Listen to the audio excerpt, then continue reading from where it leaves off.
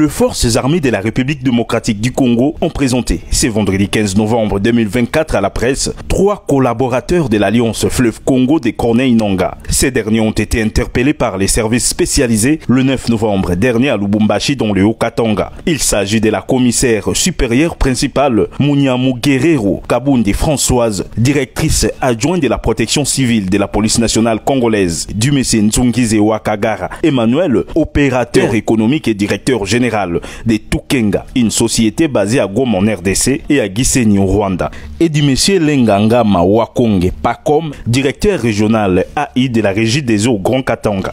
Selon le porte-parole des FARDC, le général-major Sylvain Ekenge, la rencontre à Lubumbashi de ces 3 personnes s'inscrit dans le cadre de la planification des activités de l'AFC au Grand Katanga pour l'installation de ces mouvements rebelles afin de procéder au recrutement des membres et alliés. En date du 9 novembre 2024, les services spécialisés ont interpellé à Lubumbashi, dans le Haut-Katanga, quelques personnes, au nombre de 3. La commissaire supérieure principale, Munyamu Guerrero Kabundi Françoise, à voir, à partir de la ville province de Kinshasa, planifier son voyage de Lubumbashi, alors qu'elle travaille ici à Kinshasa plutôt, et transférer par WhatsApp au numéro de M.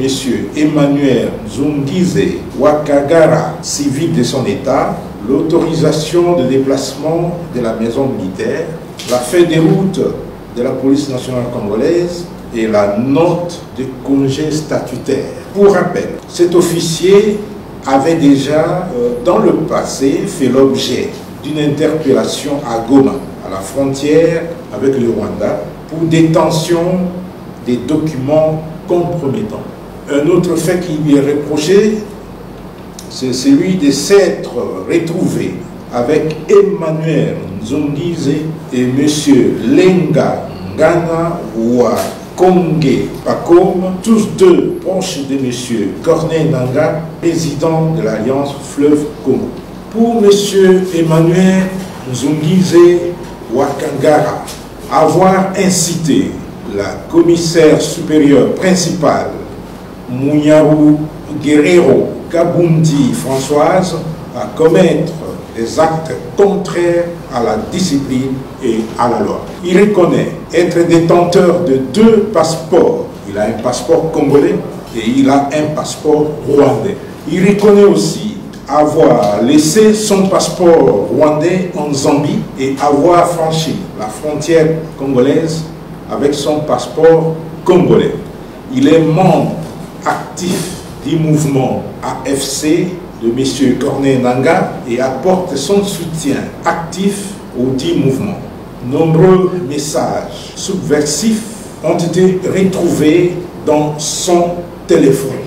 Et bien, il reconnaît être membre actif et soutient financièrement l'association ISOCO. C'est une mutualité des Tutsis en RDC qui accorde des bourses d'études aux jeunes de la dite association, et je vous informe que la plupart de ces jeunes ont rejoint les mouvements terroristes M23, AFC, RDF. M. Emmanuel Nzungize est l'un des principaux financiers de l'association ISOCO. La 3e personne s'appelle M.